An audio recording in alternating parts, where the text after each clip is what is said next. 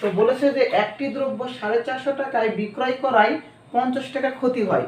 তাহলে এই দ্রব্যটার ক্রয় মূল্য কত ছিল?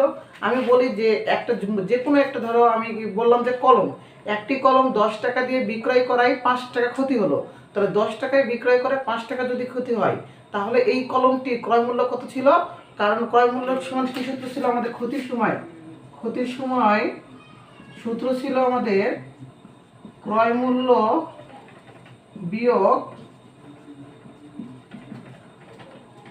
বিক্রয় মূল্য। তাহলে এখান থেকে আমরা ক্রয় মূল্য বের করব।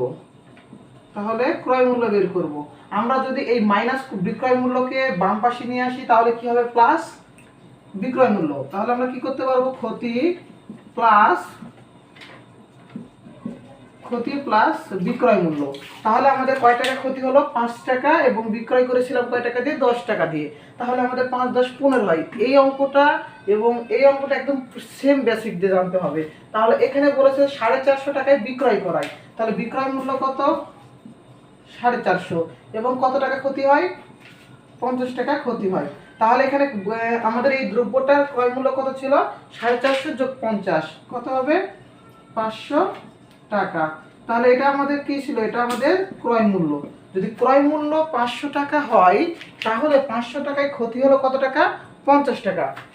তাহলে আমরা এখানে লিখব যে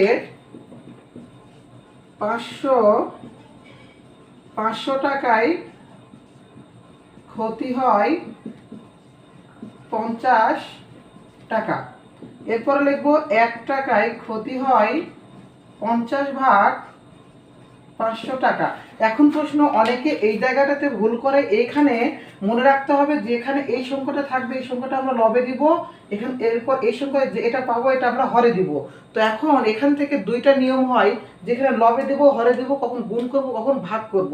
তো প্রথমত মনে রাখতে হবে, যদি এখানে একটি সংখ্যা থাকে এবং সেই সংখ্যাটি যদি বড় হয় এবং পরের সংখ্যাটি যদি 1 হয়, তাহলে এই সংখ্যাটি ওই বড় সংখ্যার সাথে কমে গেছে, মানে কি হবে? কোনো সংখ্যা কমে যাওয়া মানে ভাগ হয়।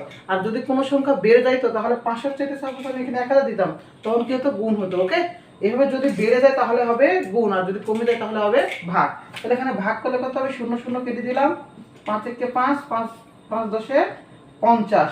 তাহলে এখানে থাকলো কত?